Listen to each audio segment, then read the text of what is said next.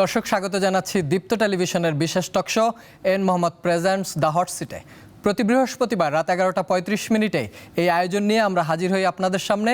আজকের পর্বে কে থাকছেন অতিথি, চলুন দেখে নেই। বর্তমান সময়ে তথ্য বিশ্লেষণ এবং গণমাধ্যমের ভূমিকা, এই তিনটি বিষয় রাজনৈতিক বাস্তবতাকে গভীরভাবে প্রভাবিত করছে। আজকের অতিথি এই ক্ষেত্রেই দীর্ঘদিন ধরে কাজ করে আসছেন। বাংলাদেশের রাজনৈতিক ও মানবাধিকার ইস্যু নিয়ে দীর্ঘদিন ধরে কাজ করে আসা এই সাংবাদিক অনুসন্ধানী প্রতিবেদন, বিশ্লেষণ এবং সমালোচনামূলক লেখার জন্য পরিচিত। দেশের ভেতরে কাজের পাশাপাশি আন্তর্জাতিক পরিমণ্ডলেও তার কাজ আলোচিত হয়েছে। বর্তমানে তিনি একটি অনলাইন সংবাদ ও বিশ্লেষণধর্মী প্ল্যাটফর্মের প্রধান সম্পাদক হিসেবে দায়িত্ব পালন করছেন। রাষ্ট্র, রাজনীতি, গণমাধ্যমের স্বাধীনতা এসব প্রশ্নে তার অবস্থান বরাবরই স্পষ্ট এবং অনেক সময় সমালোচনামূলক। ফলে তিনি যেমন প্রশংসিত তেমনি সমালোচিতও। নির্বাচন পরবর্তী প্রেক্ষাপটে গণমাধ্যমের ভূমিকা এবং তথ্যের বিশ্বাসযোগ্যতা নিয়ে যখন নতুন করে আলোচনা হচ্ছে, তখন তার দৃষ্টিভঙ্গি বিশেষ গুরুত্ব বহন করে। এই বিষয়গুলো নিয়েই আজকের দ্য হট সিটে নেত্র নিউজের প্রধান সম্পাদক তাসনিম খলিল।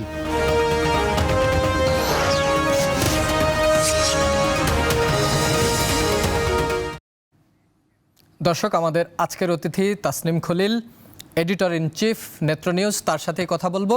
তাসনিম খলিল, দীপ্ত টেলিভিশনের স্টুডিওতে আপনাকে স্বাগত জানাচ্ছি। আমরা বায়োতে যেমনটি শুনছিলাম, আসলে সাংবাদিকতা করলে বা যে কোনো চরিত্রের এই যেমন পজিটিভ দিক থাকে, নেগেটিভ দিক থাকে, আলোচনা থাকে, সমালোচনা থাকে।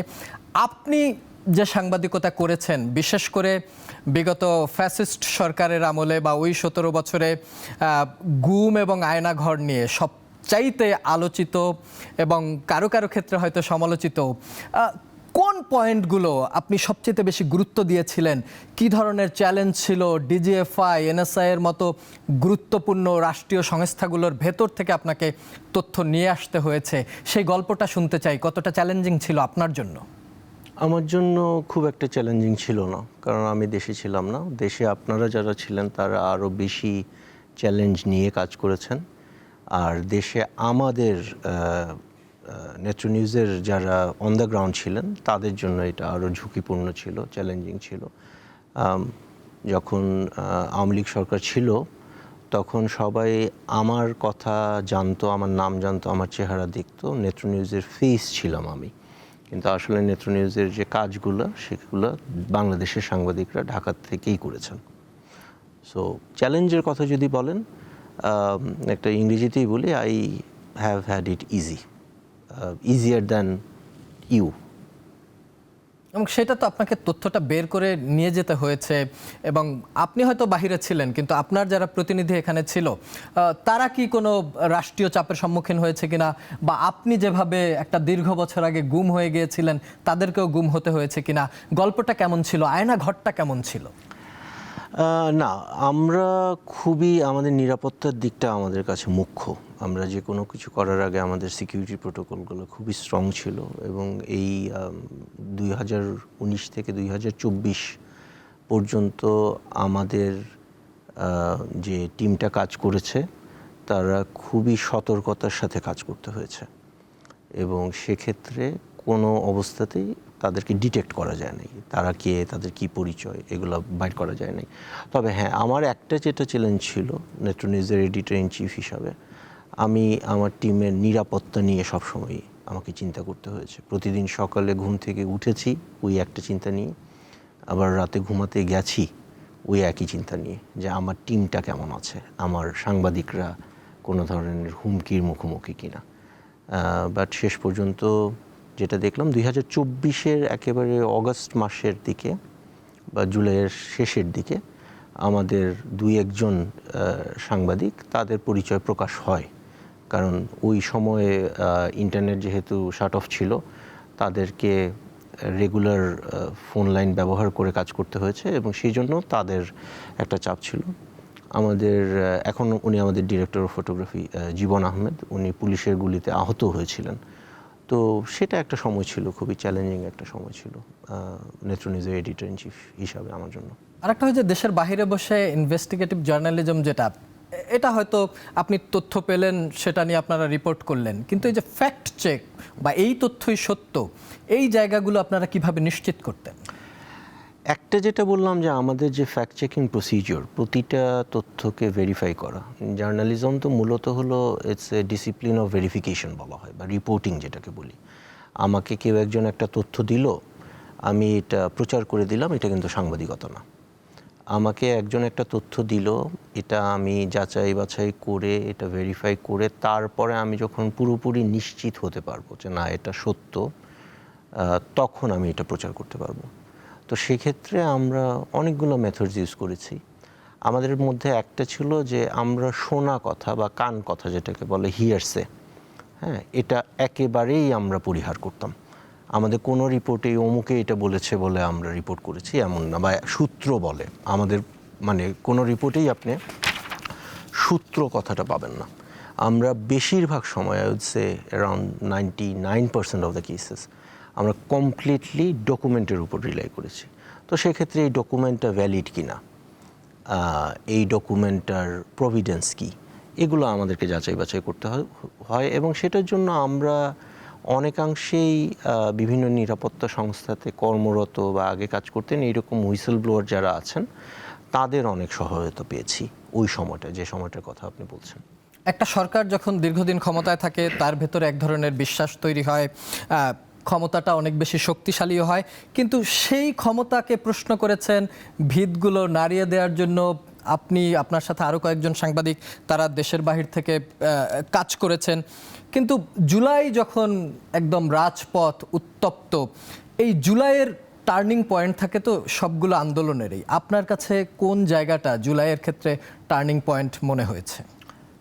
আমাদের দিক থেকে, সাংবাদিকদের দিক থেকে যদি আমি বলি, এটা টার্নিং পয়েন্টটা ছিল যখন আমাদের partner organisation DW, Deutsche Welle investigative ইউনিটের সাথে আমরা 2024-এর ফেব্রুয়ারিতে সম্ভবত আমরা আমাদের একটা জয়েন্ট ইনভেস্টিগেশন ছিল, নেত্র নিউজ, ডয়চে ভেলে এবং যুদ্ধচ্ছে জেটুং, মানে জার্মানির একটা প্রভাবশালী নিউজ পেপার। আমরা তিনটা অর্গানাইজেশন মিলে আমরা একটা অনুসন্ধান করেছিলাম, যেখানে আমরা দেখিয়েছিলাম যে বাংলাদেশে সেনাবাহিনীর সদস্য যারা র্যাবে ছিলেন, যাদের বিরুদ্ধে গুরুতর মানবাধিকার লঙ্ঘনের বিশ্বাসযোগ্য বা শক্ত অভিযোগ আছে, তারা জাতিসংঘ শান্তিরক্ষী মিশনে যাচ্ছেন। তো এটা ওই সময় থেকেই ব্যাপক একটা আলোড়ন বিতর্ক চলছিল, বিশেষ করে নিউ ইয়র্কে এবং জেনিভায়, মানে জাতিসংঘের দুইটা মূল অফিস, যে দুই জায়গাতেই এটা নিয়ে খুব মানে পর্দার আড়ালের আলাপ যেটাকে বলে সেটা হচ্ছিল। এর মধ্যে যেটা হলো যে জুলাই মাসে যখন মিলিটারিকে নামানো হলো ছাত্র জনতার বিরুদ্ধে, সেখানে একটা জায়গায় দেখা গেল যে জাতিসংঘের ইউএন ইনসিগনিয়া বা যে মার্কার, সেটা এপিসিগুলোর উপরে ব্যবহার করা হচ্ছে। এবং সেটার সাথে সাথে আমাদের যে পার্টনার যিনি ছিলেন সাংবাদিক, ওনারা সাথে সাথে এটা একটা সম্ভবত রয়টার্স বা এপি এরকম কারো একটা ফিডে এটা দেখার পরে তারা সাথে সাথে এটা আমাদের সাথে যোগাযোগ করেন যে এইরকম হচ্ছে, আমরা এটা নিয়ে রিপোর্ট করব। এবং সেই রিপোর্টটা ইভেনচুয়ালি হয়। এবং এটা আমি মনে করি যে এটা একটা টার্নিং পয়েন্ট ছিল। এবং আপনি তখনকার সময় দেখবেন যে জাতিসংঘের মানবাধিকার কমিশনার উনি সরাসরি বাংলাদেশ সরকারকে চিঠি লিখছেন এবং বলছেন যে নিরস্ত্র আন্দোলনকারীদের উপর যদি এরকম জাতিসংঘের এপিসি ব্যবহার করা হয় তাহলে, এবং এটা সারা দুনিয়া দেখছে, তাহলে কিন্তু আমরা বাংলাদেশ সেনাবাহিনীকে সাসপেন্ড করতে বাধ্য হব পিসি মিশন থেকে। এখন যে আব্দুল হান্নান মাসুদ এমপি হয়েছেন, তিনি তখন গণঅভ্যুত্থানের একজন নেতা, তিনি একটা অপেড লেখেন আমাদের জন্য, যে অপেডটা বাংলাদেশের লোকজন, তখন তো ইন্টারনেট বন্ধ ছিল, পড়তে পারেননি, এবং তিনি তখন মানে জাতিসংঘেরকে সরাসরি প্রশ্ন করেন যে একজন আন্দোলনকারী হিসাবে, আন্দোলনকারীদের নেতা হিসাবে আমি এটা জানতে চাই যে জাতিসংঘের ইনসিগনিয়া সহ এপিসি ব্যবহার করা হচ্ছে এবং মানুষ ভাবছে যে জাতিসংঘের শান্তিরক্ষী বাহিনী বাংলাদেশের নিরস্ত্র জনগণের উপর কেন হামলা করছে, আমরা এটার ব্যাখ্যা চাই। তো এটা একটা বড় টার্নিং পয়েন্ট ছিল। জার্নালিস্টিক স্টোরি যদি আমি বলি তাহলে এটা একটা বড় টার্নিং পয়েন্ট ছিল আন্তর্জাতিকভাবে ওই সময়টায় আন্দোলনের বা গণ অভ্যুত্থানের পক্ষে একটা মেজর ডেভেলপমেন্ট। আরেকটি বিষয়, এটা তো আন্তর্জাতিক পরিমণ্ডলে নিউজের মাধ্যমে আপনারা যে সাপোর্টটি দিয়েছেন, যখন আন্দোলন ঢাকা বিশ্ববিদ্যালয় ছুটি হয়ে গেল, আন্দোলন অনেকটা স্তিমিত হয়ে পড়ার মতো, তারপরে প্রাইভেট বিশ্ববিদ্যালয় পরের দিন যে ভূমিকা নিয়েছে, আপনিও সাবেক প্রাইভেট বিশ্ববিদ্যালয়ের ছাত্র হিসেবেই আপনাকে প্রশ্ন করা, এটাও কি একটি কি পয়েন্ট ছিল কিনা আন্দোলনের একদম মাঠ পর্যায়ে? একদম, কারণ ঢাকা বিশ্ববিদ্যালয় বা পাবলিক বিশ্ববিদ্যালয়গুলো যখন ছুটি দিয়ে দেয়, কয়েকটা মানে এক্সেপশন বাদে বেশিরভাগ জায়গাতেই একটা স্থিমিত হয়ে যায়, এবং সেই সময় কিন্তু প্রাইভেট বিশ্ববিদ্যালয়গুলোই আন্দোলনটা চালিয়ে নিয়েছে। এবং ওই সময়ে একটা মেমো আমাদের কাছে ছিল, সম্ভবত আমরা এটা তখন হয়তো নেত্র নিউজে পাবলিশও করেছি, আমার এক্স্যাক্টলি মনে নেই।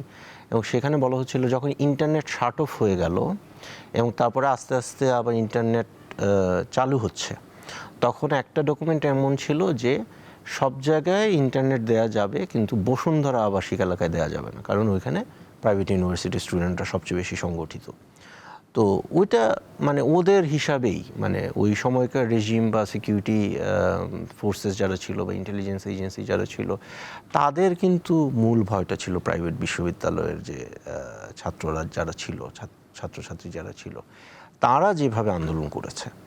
এবং মূলত একটা জিনিস কি, যে পাবলিক বিশ্ববিদ্যালয়ের আন্দোলনটা ছিল কোটা সংস্কার আন্দোলন। কারণ পাবলিক বিশ্ববিদ্যালয়ের ছাত্ররা যারা, তারা কিন্তু সরকার পতনের আন্দোলন করেনি, তারা কিন্তু কোটা সংস্কারের আন্দোলন করেছে। এবং সেই সময় আমরা দেখেছি যে মানে আজকে যারা মানে নেতৃত্ব দিচ্ছে কিছু কিছু জায়গায়, তারা যেমন একসময় বলেছে যে আমরা আমাদের দাবি মানে আদায় হয়ে গিয়েছে, এখন আমরা আন্দোলন আর করবো না, এরকম কথাও আমরা শুনেছি।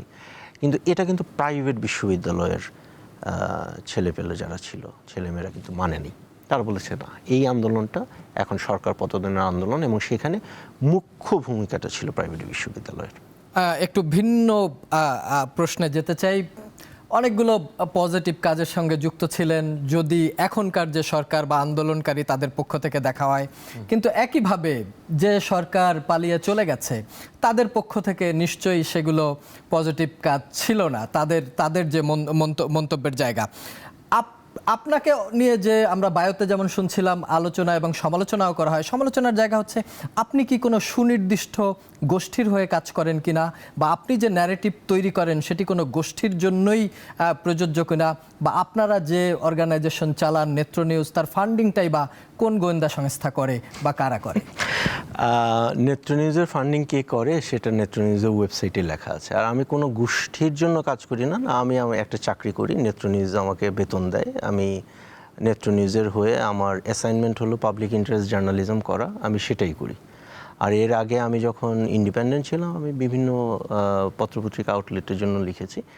এটা একটা ইন্টারেস্টিং জিনিস, বাংলাদেশে আপনি যখন পেশাদার সাংবাদিকতা করবেন, কোনো মানুষ এটা বিশ্বাস করে না।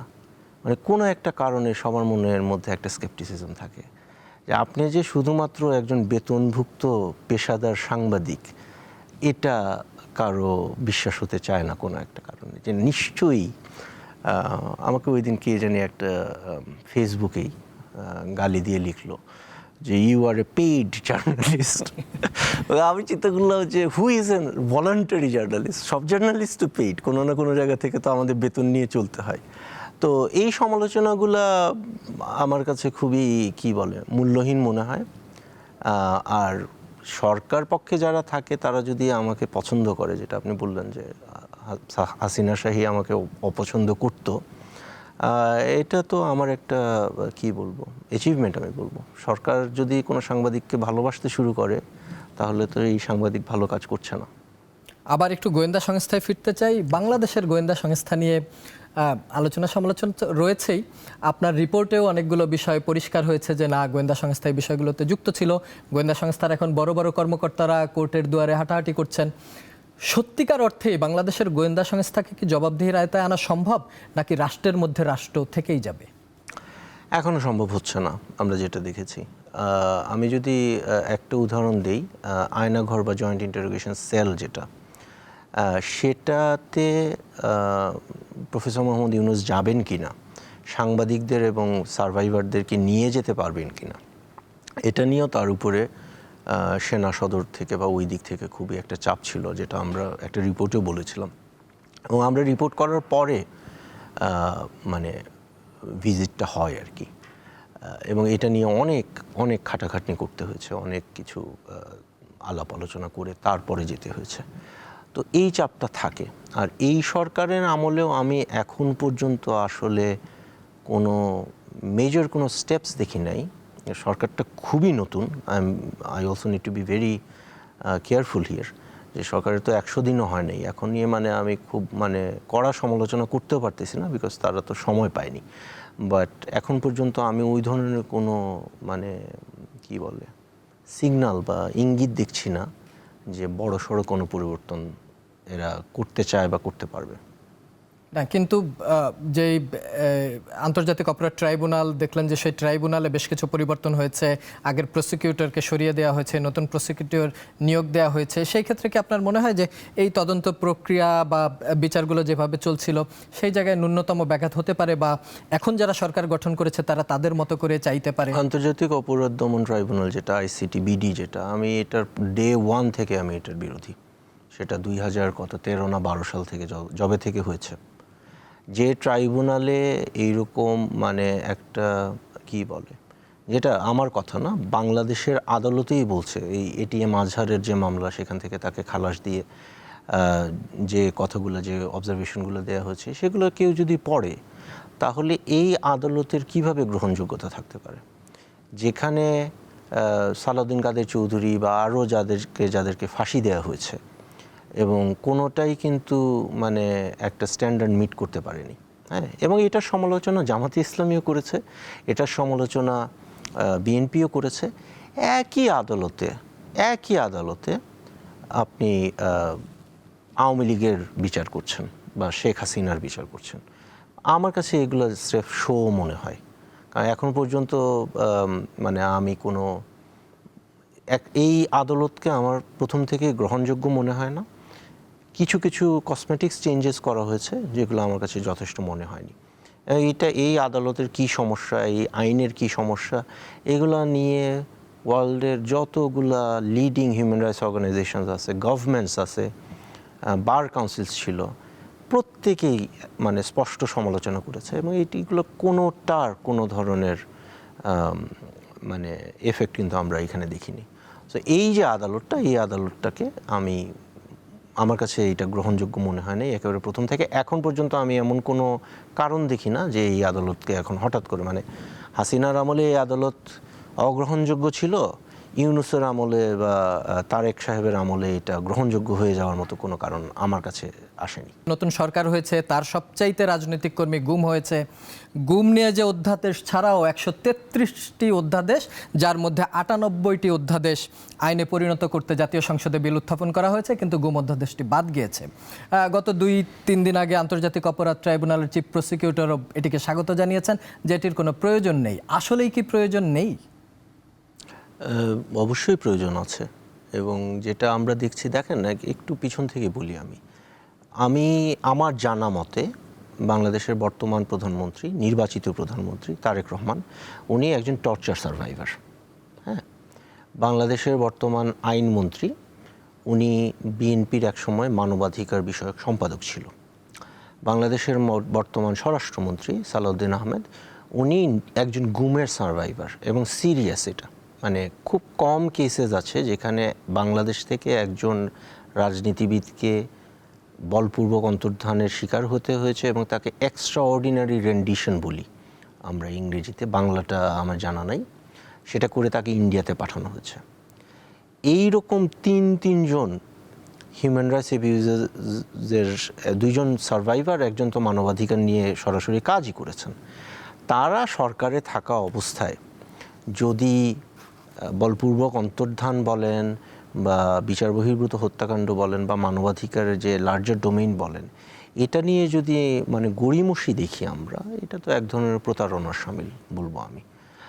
যেটা আমার কাছে মনে হয়েছে যে কিছু কিছু জায়গায় আমি, যেমন সরকার যে মানে গুম বিষয়ক অধ্যাদেশ বলে, সেখানে যে আপত্তিগুলো দেখেছি আমার কাছে মনে হয়নি যে এটা সিভিলিয়ান গভর্নমেন্ট, যেটা মানে রাজনৈতিক নেতৃত্ব যেটা গভর্নমেন্টের, সেখান থেকে এসেছে।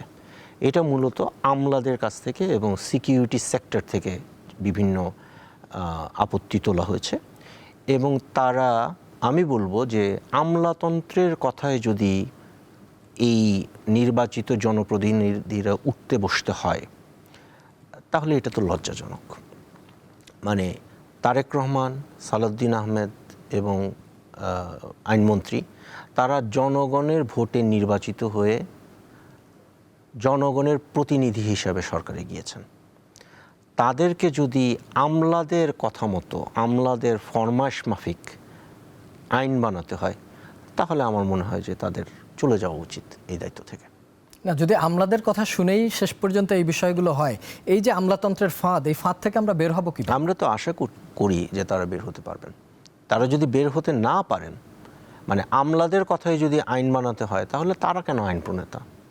আমলারা, সচিবালয়ের সচিবরা যদি আইন লিখে দেয়, ড্রাফট করে দেয় এবং ডিকটেট করে যে স্যার এটা লিখতে হবে, এইটা থাকলে আইন করা যাবে, ওইটা থাকলে আইন করা যাবে না, তাহলে আপনারা নির্বাচিত হয়ে কি করলেন? আপনারা সংসদকে আইন সভা হিসাবে কিভাবে দেখছেন? এটা আজকে নতুন সমস্যা না। এই সাইবার সিকিউরিটি প্রোটেকশন অ্যাক্ট নিয়ে যখন কথা হচ্ছিল তখনকার তৎকালীন যে উপদেষ্টা যিনি ছিলেন তার সাথে আমার কথা হলো এবং সেখানে একটা জায়গায় দেখলাম যে বিশাল এক লিস্ট, মানে আপনি যদি এখন সম্ভবত ওই অধ্যাদেশ যেটা হয়েছে এটা মনে হয় এবার পাশও হবে, সেখানে দেখবেন যে সাইবার সুরক্ষা কাউন্সিল যেটা আছে সেখানে সবগুলো হলো আমলা। এই মন্ত্রণালয়ের সচিব, এই মন্ত্রণালয়ের সচিব, এই মন্ত্রণালয়ের সচিব, এরকম করে 8-10টা মন্ত্রণালয়ের সচিবরা বসে থাকে। মানবাধিকার কমিশন নিয়ে যে হয়েছে, আইনটা যে আপত্তি করা হয়েছে, সেখানে একটা আপত্তি হলো যে নির্বাহী বিভাগ থেকে আরও লোকজন দিতে হবে। তারপরে আরেকটা আপত্তি হলো যে এটাকে আইন মন্ত্রণালয়ের অধীন করতে হবে মানবাধিকার কমিশনকে। এগুলো একটাও আমার মনে হয় না যে নির্বাচিত এমপি মন্ত্রীদের দাবি বা ইনপুট। এখন তারা যদি, আবার বলবো, যদি আমলাদের কথাতেই যদি আপনাদের আইন বানাতে হয় তাহলে আপনারা আইন প্রণেতা হিসাবে আসলে আপনাদের ভূমিকা কী? এবং আনফর্চুনেটলি তারা, আমি এখন পর্যন্ত দেখি নেই যে আগেও যে আইন, গুমের যে আইনটা বানানো হয়েছে, আমি তো স্টেক হোল্ডার কনসালটেশনে তো আমি ছিলাম না, আমি তো অন্তত বলপূর্বক অন্তর্ধান নিয়ে তো আমি অনেক কাজ করেছি, বাট এনিওয়ে আমি এমন কাউকে চিনিও না। যেমন তুলির সাথে আমার কথা হলো মায়ের ডাকের, সে বললো যে না, আমার সাথেও তো কথা বলা হয়নি। সো ওনারা যদি আবার নতুন করে আইন বানাতে চান, আমি মনে করব যে এটা জনপ্রতিনিধি হিসাবে, আমলাদের প্রতিনিধি হিসাবে না, তারা একটা আইন করতে পারেন। এবং এখানে আরেকটা পয়েন্ট হলো মৃত্যুদণ্ডের যে ব্যাপারটা আইনমন্ত্রী সংসদে বলেছেন। আমি মনে করি মৃত্যুদণ্ডের ব্যবহার এই কেসটাতে একটা অত্যন্ত বাজে একটা কাজ হবে, not from a ethical moral point of view. আমি মৃত্যুদণ্ডের বিরোধী ওই সমস্ত কারণে, বাট প্রাগমেটিক একটা রিজনে। কারণ হলো বাংলাদেশে যারা বলপূর্বক অন্তর্ধানের সাথে জড়িত ছিল, ডিজিএফআই এর এক্স চিফ, র্যাবের এক্স চিফ যারা ছিল, ডিজি যারা ছিল, বেনজিরের কথা আমরা বলতে পারি, ডিজিএফআই এর কয়েকজন ডিজি এখন ওয়েস্টার্ন বিভিন্ন দেশে আশ্রয় নিয়ে আছে। আপনি যে মুহূর্তে গুমের জন্য তাদেরকে প্রসিকিউট করতে চাবেন, তাদেরকে বাংলাদেশে এক্সট্রাডাইট করতে চাবেন, তখনও কিন্তু যদি এই আইনটাতে থাকে যে না মৃত্যুদণ্ডের বিধান আছে, তাহলে দুনিয়ার বেশিরভাগ দেশ এক্সট্রাডিশনে রাজি হবে না। এবং এইখানে মানে আমরা বাংলাদেশের জনগণ এক ধরনের প্রতারণার মুখোমুখি হয়। যেমন গত সরকারের আমলে সম্ভবত আইন উপদেষ্টা বলেছেন হ্যাঁ আমরা ইন্টারপোলের মাধ্যমে ফিরিয়ে নিয়ে আসব, এইটা করব সেটা করব, বাট কোনো জায়গা থেকে মানে মৃত্যুদণ্ড থাকলে এক্সট্রাডিশন হয় না, এটা সবাই জানেন, উপদেষ্টারা জানেন, মন্ত্রীরা জানেন, এমপিরা জানেন, আমলারা জানেন, কিন্তু জনগণকে তারা একভাবে মানে কি বলে এটাকে ফাঁকিবাজি করেন জনগণের সাথে। তো আমার মনে হয় মৃত্যুদণ্ডের বিধান আইনে রাখা উচিত হবে না এবং এইখানে হয়তো সর্বোচ্চ শাস্তি যাবজ্জীবন দেওয়া যেতে পারে। কারণ আর না হলে বেনজির আহমেদের মতো যারা আছে, যারা এখন কোনো না কোনো একটা ওয়েস্টার্ন জুরিসডিকশনে লুকিয়ে আছে, তাদেরকে আমরা কোনোভাবেই ফেরত আনতে পারবো না। ঠিক যেভাবে শেখ হাসিনা তার পিতার হত্যাকারীদের অনেক, যেমন কানাডায় যারা আছেন, তাদেরকে কিন্তু ফিরিয়ে আনতে পারেননি। মানে সর্বোচ্চ রাষ্ট্রীয়ভাবে সর্বোচ্চ চেষ্টা করার পরেও ওদেরকে এক্সট্রাডাইট করা যায়নি।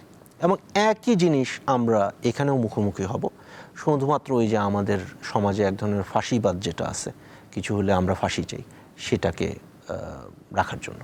তার মানে এটা নিয়ে আন্তর্জাতিকভাবে একটা বাধার মুখে পড়তেই পারে, বা আমাদের দেশে কার্যকর হলেও আন্তর্জাতিকভাবে এটা কার্যকর হবে কিনা হয়তো আপনি যেভাবে বলেছেন তাতে হবেই না যদি মৃত্যুদণ্ডের জায়গাটা থাকে।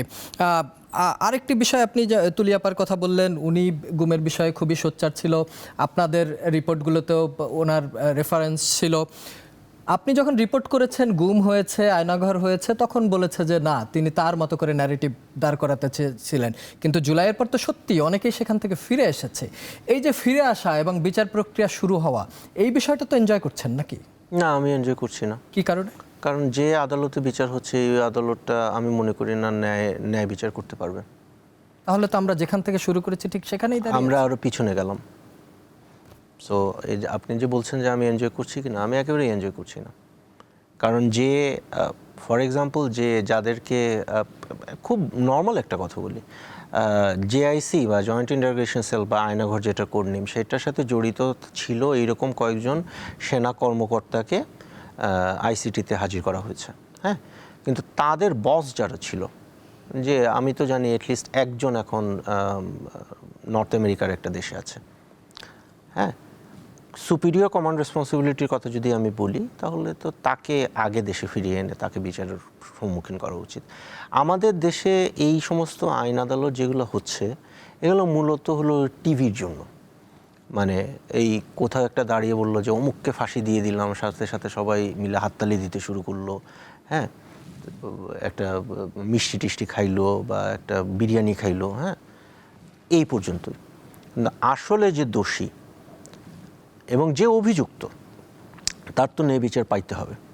আমি তো দেখি না যে আসলে এই আদালতের মাধ্যমে ন্যায় বিচার প্রতিষ্ঠা করা সম্ভব। সাংবাদিক তাসনিম খলিলকে যদি সাংবাদিকতা বাদ দিয়ে এখানে দাঁড় করিয়ে দেই, বা এই গুম কমিশনের প্রধান করে দেই, তাহলে তাসনিম খলিল কি করবে, বা কোন প্রক্রিয়াগুলো সে করতে চায়, যেগুলো করলে এই যে আমরা যেখান থেকে শুরু করেছি সেখান থেকে পিছিয়ে না গিয়ে সামনে এগিয়ে যাব? মানে গুম, এখন তো মানে আপনি আমাকে গুম ঠেকানোর দায়িত্ব দিচ্ছেন। সেই ক্ষেত্রে আমাকে বলতে হবে যে সরকারকে একটা স্বাধীন মানবাধিকার ওয়াচডগ করতে হবে, স্বাধীন। আচ্ছা, ঠিক আছে, যে কোনো মুহূর্তে যে কোনো জায়গায় সে যে কোনো, যেটাকে বলে প্লেস অফ ডিটেনশন, সেটা ভিজিট করতে পারবে। যে কোনো বাহিনীকে সে চাওয়া মাত্র বাহিনীর প্রধান তাকে জবাব দিতে বাধ্য থাকবে। আমরা একটা মজার জিনিস বলি, হ্যাঁ, মজার জিনিস বা দুঃখজনক জিনিস। মাইকেল চাকমা আয়নাঘরে ছিলেন এবং তাকে তুলে নিয়ে যাওয়া হয়েছিল সম্ভবত ধানমন্ডির একটা রোড, আগে রাপা প্লাজা ছিল বা এখনো আছে, যেখানে আমি তো অনেক বছর পরে আসছি, আমার এক্স্যাক্টলি মনে নেই। আচ্ছা, এখনো রাপা প্লাজা আছে। রাপা প্লাজা, ওই জায়গাটা থেকে, ওইখানের পাশে একটা জায়গা থেকে আরেক জায়গায় যাওয়ার পথে ওনাকে তুলে নিয়ে যাওয়া হয়। তারপরে এই যে ডিজিএফআই হেডকোয়ার্টারের ঠিক পিছনে যে আয়নাঘর বা জেআইসি, তাকে সেখানে বন্দি রাখা হয়। এবং সেখানে একটা ওনার মোবাইল ফোনটা একবার অন হয়েছিল দেখে কয়েকটা SMS মোবাইল ফোনে যায় এবং সেখানে তার লোকেশনটা রিভিল হয়ে যায় যে তিনি ডিজিএফআই হেডকোয়ার্টারের পাশেই তার ফোনটার অবস্থান। এটার উপর ভিত্তি করে, এবং ওই রেকর্ডটা আমরা পাই আসলে আরেকটা নিরাপত্তা সংস্থার একজন হুইসেল ব্লোয়ারের মাধ্যমে। এবং সেখানে কিন্তু আমরা জানতাম, মানে মাইকেল চাকমা ওইখানে আছেন, ওনাকে তুলে নিয়ে যাওয়ার 2-3 দিনের মাথায় এই ঘটনা ঘটেছে। তারপরে মাইকেল চাকমা পরিবারের পক্ষ থেকে বাংলাদেশের আদালতে একটা রিট পিটিশন করা হয়, হেবিয়াস কর্পাস। হেবিয়াস কর্পাস মানে প্রেজেন্ট দ্য বডি, কই আছে নিয়ে আসো লোকটাকে। সেই হেবিয়াস কর্পাসের একজন রেসপন্ডেন্ট ছিল তৎকালীন ডিজিএফআই চিফ। আপনি দেখেন, বাংলাদেশের সর্বোচ্চ আদালত থেকে তাকে বলা হচ্ছে এটা উত্তর দাও, সে ওইটা খুলেও দেখেনি। তাকে কপি পাঠানো হচ্ছে, তাকে নোটিশ পাঠানো হচ্ছে, সে এটা দেখেও নাই পর্যন্ত। আর আমরা যদি উল্টাপাল্টা কিছু করি, হ্যাঁ, তাহলে সাথে সাথে কিন্তু আদালত অবমাননার মুখোমুখি হয়ে যাব। কিন্তু বাংলাদেশের একটা সিটিং একটা পাবলিক সার্ভেন্ট, সে একটা গোয়েন্দা সংস্থার প্রধান, সে আদালতের সমন সে মানে ইগনোর করতেছে, বলতেছে সে টেবিলে ছিল না, এরকমও করছে যে উনি টেবিলে নাই এই জন্য উনি রিসিভ করতে পারেন নাই, রিসিভই করে নাই রিট পিটিশনের যে সামান্সটা। ওই সময় যদি আদালত শক্ত ভূমিকা নিতে পারত, ওই সময় যদি এই জায়গাগুলোতে কোনো না কোনো একটা অ্যাকাউন্টেবিলিটি মেকানিজম কাজ করতো, তাহলে তো মাইকেল চাকমাকে এতদিন গুম থাকতে হয় না। টিএফআই এর কথা আমি বলি, ব্যারিস্টার মীর আহমেদ বিন কাসেম আরমান, আমাদের রিপোর্টে বলা হয়েছিল যে উনি আয়নাঘরে ছিলেন, এটা ভুল ছিল। আমাদের একটা মিক্স আপ হয়েছিল, যেটা আমরা পরে ওয়েবসাইটে ব্যাখ্যাও করেছি। উনি টিএফআইতে ছিলেন না, উনি জেএসসি বা আয়নাঘরে ছিলেন না, উনি ছিলেন টিএফআইতে। টিএফআই আর আরেকটা কোড নেম আছে, মানে র্যাব 1 হেডকোয়ার্টার এর ঠিক পিছনে আলাদা আরেকটা নারকীয় একটা জায়গা। হ্যাঁ, সো উনি ওইখানে থাকা অবস্থায় সেখানে যেমন আমরা জানি যে তুলির মা, উনি কিন্তু, আমি ওনার সাথে পরে যখন গিয়েছি, মানে ঠিক ধরেন এখানে উনি বসে থাকতেন, র্যাবের একজন অফিসের সামনের সিঁড়িতে বারান্দায় বসে থাকতেন, আর এখান থেকে ধরেন 10 ফিটও হবে না দূরে তার ছেলেকে রাখা হয়েছিল একটা জায়গায়, সুমনকে। একই জায়গায় মীর আহমেদ বিন কাসেম আরমানকেও রাখা হয়েছিল। ওই জায়গাটাতে র্যাব 1-এর অফিসাররাও যাইতে পারতো না, ওইটা ছিল কমপ্লিটলি র্যাব ইন্টেলিজেন্স ইউনিটের আন্ডারে। তো ওইখানে যদি একটা স্বাধীন কোনো মানবাধিকার কমিশন থাকতো, বা এমন কোনো একটা সংগঠন থাকতো যারা বলতে পারতো যে না আমি এখানে যাব। হ্যাঁ, এখানে জাতীয় নিরাপত্তার কথা বলা হয় যে সালাউদ্দিন আহমেদ ওই জায়গায় ছিলেন, টিএফআইতে ছিলেন। তাকে ভারতে পাঠানোর আগ পর্যন্ত ওনাকে ওই ফ্যাসিলিটিতেই রাখা হয়েছিল। তো ওইখানে যদি কোনো স্বাধীন সিভিলিয়ান হিউম্যান রাইটস বডির যদি অ্যাক্সেস থাকতো, প্লেস অফ ডিটেনশন বলি আমরা যেটা, সেখানে ইন্টারেস্টিংলি একটা জিনিস হলো গিয়ে যে রেড ক্রসের কিন্তু মানে কাগজে কলমে এই অ্যাক্সেসগুলো আইনিভাবে আছে, কারণ ওইটা একটা আন্তর্জাতিক একটা সংগঠন, আন্তর্জাতিক একটা চুক্তির আন্ডারে। বাংলাদেশ আর্মি কিন্তু রেড ক্রসকে কখনো বলবে না যে না এরা আমাদের কোনো ফেসিলিটিতে আসতে পারবে না, কারণ তারা না হলে তো আবার তাদের আন্তর্জাতিকভাবে সমস্যা হবে। বাংলাদেশের জনগণের ক্ষেত্রেই তাদের আপত্তি, বাংলাদেশের জনগণের নিরাপত্তা নিশ্চিত করতে গেলেই তাদের প্রবলেম হবে যে না আমাদের জাতীয় নিরাপত্তা বিঘ্নিত হবে, এইটা বিঘ্নিত হবে, ওইটা বিঘ্নিত হবে।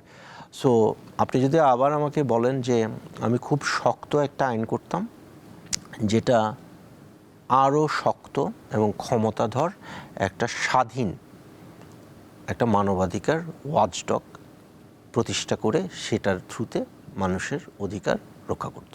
তার মানে এইটা যদি হতো তাহলে আমাদের পক্ষে আগানো সম্ভব ছিল। আপনি আমাদের যে আইন বিভাগ এবং বিচার বিভাগ এর স্বাধীনতা নিয়ে অনেক কথা হয়েছে, এখন তো আলাদা করা হয়েছে, আলাদা সচিবালয় হয়েছে, কিন্তু তারপরেও আমরা কেন পারছি না এই বিষয়গুলোতে মানে সঠিক সিদ্ধান্ত নিতে? বা এই যে আপনি যেটা বললেন, বিচারক বলেছে বা একটা নোটিশ পাঠিয়েছে, কিন্তু আমি সেটা ধরলামই না, তারপর আবার আদালত কিছুই করতে পারলো না, এদেশের প্রধান বিচারপতিকেও পালিয়ে যেতে হয়েছে। আবার যদি সেই একই ধারা ফেরে তাহলে 24 হয়েই বা কি লাভ হলো? 24 হয়ে লাভ হলো যে 24-এর কারণে আমি আর আপনি এখানে বসে ওপেনলি এটা নিয়ে কথা বলতে পারছি। মানে আমি আশা করি যে এইটা মানে প্রচার হওয়ার পরে আপনাকেও কেউ ধরে নিয়ে যাবে না, আমাকেও কেউ ধরে নিয়ে যাবে না, কেউ হুমকিও দিবে না, কেউ ধমকিও দিবে না। আমরা এই যে আলাপটা করতে পারছি, এটা হলো আমাদের লাভ। কিন্তু আবার তো আমরা দেখেছি যে কয়েকজনকে এর মধ্যে শুধু ফেসবুকে স্ট্যাটাস দেওয়ার জন্য গ্রেপ্তার করা হয়েছে, বন্দী করা হয়েছে, আবার জামিনও হয়েছে। একজনকে শেখ মুজিবের কি জানি 7 মার্চে ভাষণ শোনানোর জন্য, বাজানোর জন্য গ্রেফতার করে রাখা হয়েছে। এই শেখ তাসনিম আফরোজ ইমি, আমার নামেই নাম, এই মেয়েটা হাসিনার এন্টায়ার আমলে সে ঢাকা বিশ্ববিদ্যালয়ে এদের বিরুদ্ধে সংগ্রাম করেছে, যুদ্ধ করেছে। অথচ এই সরকারের আমলে, তারেক রহমানের সরকারের আমলে তাকে আজকেও সেই ঈদটাও করতে পারে নাই তার বাসায়। She is recently married as far age I know. তাকেও আটকে রাখা হয়েছে। কিসের জন্য? কারণ শিবিরের ছেলেদের মনে হয়েছে যে তাকে পুলিশের হাতে তুলে দিতে হবে।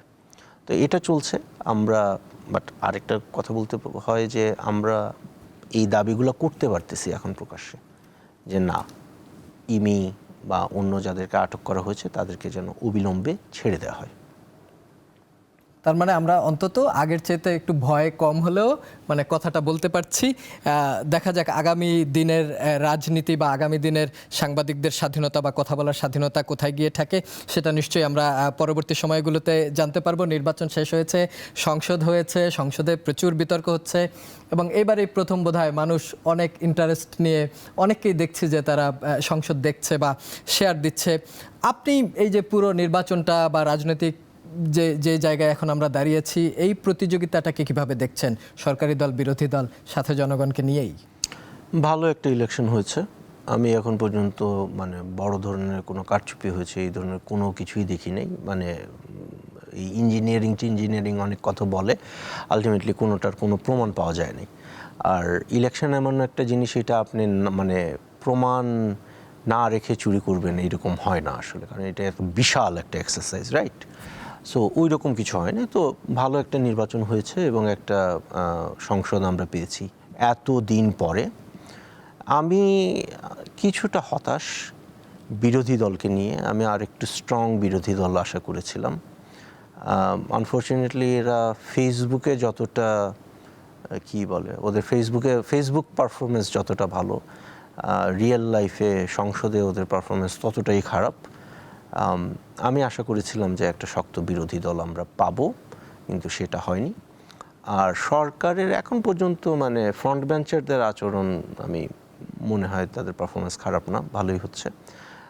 তবে আমি ওই যে তারেক রহমানকে রেগুলার যে তেল মারে যেগুলো, হ্যাঁ, অনেক বেশি প্রশংসা করা, তাকে এক ধরনের হিরো বানায় ফেলা, হিরো ওয়ার্শিপ, তারেক বন্দনাটা যদি বন্ধ হয় আমার মনে হয় তাতে সরকারেরই লাভ হবে।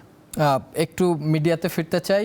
আমাদের যে মেইন স্ট্রিম মিডিয়া, বাংলাদেশের টেলিভিশন বা মেইন স্ট্রিম পত্রিকাগুলোকে বলি, এর পাশাপাশি একটা বিকল্প মিডিয়া তৈরি হয়েছে। ধরেন এখন আমার কাছে ফোন আছে, আপনার কাছে ফোন আছে, আপনি চাইলেই একটা ভিডিও ছেড়ে দিলে সেটা মানুষকে প্রচুর আকৃষ্ট করছে। এই যে মেইন স্ট্রিম মিডিয়া এবং নিউ মিডিয়া বা বিকল্প মিডিয়া আমরা যেইটাই বলি, এর মধ্যে কি বিভাজন তৈরি হচ্ছে কিনা বা মানুষের বিশ্বাসযোগ্যতা সুইচ করছে কিনা? এটা আমাদের সাংবাদিকতার আকার প্রকার, আমরা বাংলাদেশে বিশেষ করে এটা ওয়ার্ল্ড ওয়াইড একটা সমস্যা। একটা সময় ছিল সাংবাদিকতা বলতে আমরা যেটা বুঝতাম যে এখানে একটা ঘটনা ঘটেছে, এই ঘটনার সাথে এই মানুষটা জড়িত, এটাই আমি মোটামুটি কাগজে লিখে বা ভিডিও আকারে পত্রিকায় ছাপছি অথবা টিভিতে দেখাচ্ছি, একেবারে ইভেন্ট বেসিক। হ্যাঁ, মানুষের তো এখন ওইটার আর দরকার নেই, তাই না?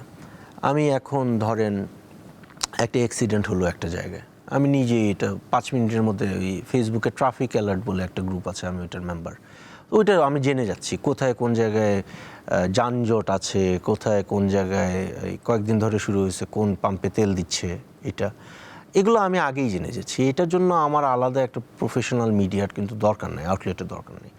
আমার যেটা দরকার হলো যে ওই যে অরিজিনাল জার্নালিস্টিক মিশন, সত্য কথাটা ফ্যাক্ট চেক করে সত্য কথাটা আমাকে কোনো মিডিয়া আউটলেট বলছে কিনা, এই জায়গাটায় আমি মনে করি একটা গুরুতর ঘাটতি আছে। আমি যেটা দেখেছি যে আমাদের বেশিরভাগ আউটলেট এখনও আমরা ওই ইভেন্ট বেজ মানে ইনফরমেশন পেডলিং বলি আমরা এটাকে, ইনফরমেশন এক জায়গা থেকে নিলাম, নিয়ে আমি আমার পাঠকের জন্য বা দর্শকের জন্য দিলাম, এটা মানুষ প্রয়োজনীয় মনে করছে না। এবং কিছুদিন আগে একটা স্টাডি হয়েছে যেখানে আমার এক্স্যাক্টলি পার্সেন্টেজটা মনে নাই, অ্যারাউন্ড আই থিঙ্ক 70% মানুষ পত্রিকাও পড়ে না, টিভিও দেখে না। সো তারা, আপনি যেটাকে বলতেছেন বিকল্প, রাইট? এখন ইনফ্যাক্ট বেশিরভাগ মানুষ ফেসবুকের উপর নির্ভরশীল। ইভেন এই প্রোগ্রামটাও হয়তো অনেকে দেখবে ফেসবুকে, রাইট? বা বড় কোনো প্রথম আলো বা ডেইলি স্টারের একটা রিপোর্ট, সেটাও কিন্তু মানুষ পড়ছে আসলে ফেসবুকের একটা লিঙ্ক ক্লিক করে। সো এটা একটা ক্রাইসিস আমাদের যাচ্ছে, এবং এটা আমি মনে করি এটার একমাত্র সমাধান হলো ভালো সাংবাদিকতা, যেটা আমরা বলি পাবলিক ইন্টারেস্ট জার্নালিজম, জনস্বার্থে যে সাংবাদিকতা, জনগণের স্বার্থে যে সাংবাদিকতা, ওইটা যদি আমরা প্র্যাকটিস করি এবং ওইটা যদি আমরা প্রডিউস করে ডেলিভার করি, তাহলে জনগণ আবার আমাদের কাছে ফেরত আসবে। আর না হলে তাদের কোনো কারণ নাই নেত্র নিউজ পড়ার বা দীপ্ত টিভি দেখার বা অন্য কিছু করার। হ্যাঁ, আমরা যদি ভালো সাংবাদিকতা করতে পারি তাহলে ভালো সাংবাদিকতা এপ্রিশিয়েট করে ওই অডিয়েন্সটা আমরা পাবো। আমি আরেকটি প্রশ্ন এটার সাথে যুক্ত করতে চাই। আমাদের যেমন হয় যে একটা শার্ট যদি বিদেশি শার্ট হয় আমরা যেভাবে নেই, বা বাংলাদেশি শার্টকে আমরা একটু ইগনোর করি, এবং একইভাবে নিউজের ক্ষেত্রেও নেত্র নিউজ যখন সুইডেন থেকে একটি নিউজ করছে তখন আমরা বা আমাদের যে জনতা তারা মনে করছে যে এটা বোধহয় ঠিক, কিন্তু একই নিউজ যখন আমি করছি তখন সেটার ভেতরে সে বোধহয় ওইভাবে গ্রহণ করতে পারছে না। একইভাবে আমি বলতে চাই আমাদের রাজনীতিতে যারা নেতৃস্থানীয় পর্যায়ে, ধরেন বিরোধী দলীয় নেতা, সরকারের প্রধানমন্ত্রী, তাদেরকেও দেখবেন যে বিদেশি মিডিয়াতে সাক্ষাৎকার দেওয়ার তাদের যতটা আগ্রহ, কিন্তু বাংলাদেশের মিডিয়াতে তারা সাক্ষাৎকার দিতে ততটা আগ্রহী না। এবং তারেক রহমান সাহেব যে সাক্ষাৎকার দিল সেটাও বিবিসি বাংলাকে দিয়েছেন। অথচ ধরুন তার ছাত্রদলের সেক্রেটারি আমার এখানে শো করে গিয়েছেন, তিনি সেই ক্লিপ তাকে পাঠিয়ে বলেছেন যে তুমি ভালো বলেছো বা এই শোটি ভালো হয়েছে। তিনি তো আমার শোয়ে আসতে পারতেন, কিন্তু এটা না এসে তাদেরও এরকম বিদেশি মিডিয়ার প্রতি ভালোবাসা কেন? এটা শেখ হাসিনার ছিল। শেখ হাসিনার যেটা আপনি খেয়াল করে দেখবেন, শেখ হাসিনা কিন্তু কখনো লোকাল কোনো মিডিয়াকে ইন্টারভিউ দেয় নাই। সিএনএনকে দিচ্ছে, আল জাজিরাকে দিচ্ছে। আল জাজিরাকে মানে ওই অল দ্য প্রাইম মিনিস্টার্সের পরেও কিন্তু শেখ হাসিনা আল জাজিরাকে ইন্টারভিউ দিচ্ছে, কারণ সে তার বাংলাদেশের যে বসংবাদ সাংবাদিক যারা ছিল তাদেরকে সে এক পয়সা দিয়ে গুরুত্ব দিত না। এটা শেখ হাসিনার সমস্যা ছিল। লার্জার যে প্রবলেমটা আপনি বলছেন, হ্যাঁ, সেটা কিন্তু হলো যে আমরা সবসময়ই বাংলাদেশের নিউজ কনজিউমাররা আমাদের স্থানীয় মিডিয়ার উপর একটা স্কেপটিসিজম ছিল। এটা অস্বীকার করার কিছু নেই। কেন ছিল, কেন আছে, এটা একটা আরও ডিপার একটা স্টাডির ব্যাপার। এবং আমি মনে করি আমাদের মিডিয়ার গুরুতর সমস্যা আছে বলেই আছে, রাইট? আমার মনে আছে যে একটা সময় ছিল এরশাদের আমলে আমরা অনেকাংশেই বিবিসি বাংলা এবং ভয়েস অফ আমেরিকার উপর নির্ভরশীল ছিলাম। একটা মনে হয় রাত্র 8টায় ব্রডকাস্ট হতো, একটা হলো 10টায় ব্রডকাস্ট হতো। এবং আই রিমেম্বার আমি তখন অনেক ছোট, আমার বাবা এক হরতালের রাতে, মানে হরতাল উঠে গেছে বাট সন্ধ্যার পরে আর কি, চাল কিনতে গেছেন। সো গাড়িতে বসে আছি, সো সিলেটে আমাদের বাসা, চৌহাট্টা পয়েন্টের জিন্দাবাজার পয়েন্টে। তো সেখানে তারুমিয়ার দোকান বলে একটা দোকান আছে। সো সেই তারুমিয়ার দোকানে উনি বাজারের লিস্টটা দিয়ে তারুমিয়া সাহেবের সাথে গল্প করতেছে। তো উনি আবার বলতেছে যে আজকে জানেন চৌহাট্টায় একটা মিছিল হয়েছে, এত লোক, এত হাজার বা এত লক্ষ লোক ছিল বা সামথিং একটা। Chowhatta is like less than 1 kilometre away from war we are. হ্যাঁ, আমার কথা না, কিন্তু এটা বিবিসি বাংলায় বলছে, রাইট? ওই স্মৃতিটা আমার এখনও মাথায় আছে যে একটা লোক, তার থেকে 1 কিলোমিটার দূরে একটা সমাবেশ হয়েছে, সে আরেকজনকে এটা বলতেছে, সে কিন্তু বলে না আমি দেখছি, সে বলতেছে আমার কথা না, কিন্তু এটা বিবিসি বাংলার কথা। সো ওই সময় থেকেই আমাদের একটা ইয়ে ছিল, বা আমাদের মুক্তিযুদ্ধের সময়ও বিবিসি কিন্তু মানে মানুষ সবাই বিবিসি শুনতো না, বিবিসিতে বলছে, অতএব এটা সত্যি, রাইট? সো আমাদের সবসময়ই একটা স্কেপটিসিজম আছে। সামরিক স্বৈরাচারের আমলে বা শেখ হাসিনার আমলে আমাদের জনগণ জানতো যে মিডিয়া নিয়ন্ত্রিত। এখন যদি আমরা তাদেরকে ফেরত পাইতে চাই যে না, আমরা স্বাধীন সাংবাদিকতা করতে পারি এবং সত্যটা বলি, এটা যদি আমরা প্রমাণ করতে পারি, তাহলে হ্যাঁ, মানুষ লোকাল মিডিয়ার দিকে আসবে। আর যদি না হয় তাহলে মানুষ ফরেন মিডিয়ার উপরেই বেশি নির্ভরশীল হবে। তার মানে বিশ্বাসযোগ্যতা একদিনে তৈরি হয় না, ধারাবাহিক কর্মপরিকল্পনা বা আগের বিশ্বাসে নতুন বিশ্বাস তৈরি। বিশ্বাসযোগ্যতা তৈরি করতে আপনার অনেক বছর লাগবে, আর বিশ্বাসযোগ্যতা ধ্বংস হয়ে যেতে 1 মিনিট লাগবে। 1 মিনিট লাগবে। আমরা একদম আলোচনার শেষ পর্যায়ে 2টি প্রশ্ন করে শেষ করতে চাই। বাংলাদেশের গণমাধ্যমের ভবিষ্যৎ, আপনি কি আশাবাদী নাকি এটা আরো সংকুচিত হতে পারে? আমি তো আশাবাদী মানুষ, এবং আমি ভবিষ্যৎ মনে করি উজ্জ্বল, এবং এটা আমি এমনি মনে করি না, আমি নিজেও এটার জন্য কাজ করতেছি। সো আমরা সবাই মিলে যদি কাজ করি এবং যেটা করা দরকার সেটা যদি করতে পারি, আমি নিজে যেমন অনেক কিছু করতেছি, এখন ইউনিভার্সিটিতে পড়াচ্ছি, কোর্স দিচ্ছি, ট্রেন করতেছি। সো আমি খুবই আশাবাদী, আমি মনে করি যে বাংলাদেশের মিডিয়ার ভবিষ্যৎ আসলে উজ্জ্বল। একদম শেষ প্রশ্ন, তাসনিম খলিলের পরবর্তী প্রজেক্ট কি? কার হয়ে কাজ করছে? কাদেরকেই বা ন্যারেটিভ তৈরি করে সাপোর্ট দেবে? সরকারকে, নাকি তাসনিম খলিলরা সবসময় বিরোধী দলেই থাকবে? তাসনিম খলিল যে জার্নালিজমে বিশ্বাস করে, সেটা আমরা যেটা বলি জনস্বার্থে সাংবাদিকতা, হ্যাঁ, এবং জনস্বার্থে সাংবাদিকতার একটা মূল কথা হলো যে সাংবাদিক সবসময় পার্মানেন্ট বিরোধী দল। এবং আপনি যদি ব্যক্তিগতভাবে আমাকে জিজ্ঞেস করেন, আমি আর্লি 2000-এ সাংবাদিকতা শুরু করছি বিএনপির আমলে। বিএনপির আমলেও আমি বিরোধী দল ছিলাম, 111 গভর্নমেন্টের আমলে আমি বিরোধী দল ছিলাম, এমন বিরোধী দল ছিলাম যে দেশে থাকতে পারি নাই। তারপরে আওয়ামী লীগের আমলেও আমি বিরোধী দল ছিলাম, এমন বিরোধী দল ছিলাম যে আমি দেশে আসতে পারি নাই। ইউনূস সাহেবের আমলেও আমি বিরোধী দলই ছিলাম, যদিও ওনাদের সাথে আমার ব্যক্তিগত সম্পর্ক ভালো ছিল। আর বর্তমান সরকার তো মাত্র শুরু হলো এবং আমি আশা করব যে আমি শক্তভাবে বিরোধী দলের ভূমিকা পালন করতে পারবো। অনেক অনেক ধন্যবাদ Tasnim Khalil, editor in chief Netra news.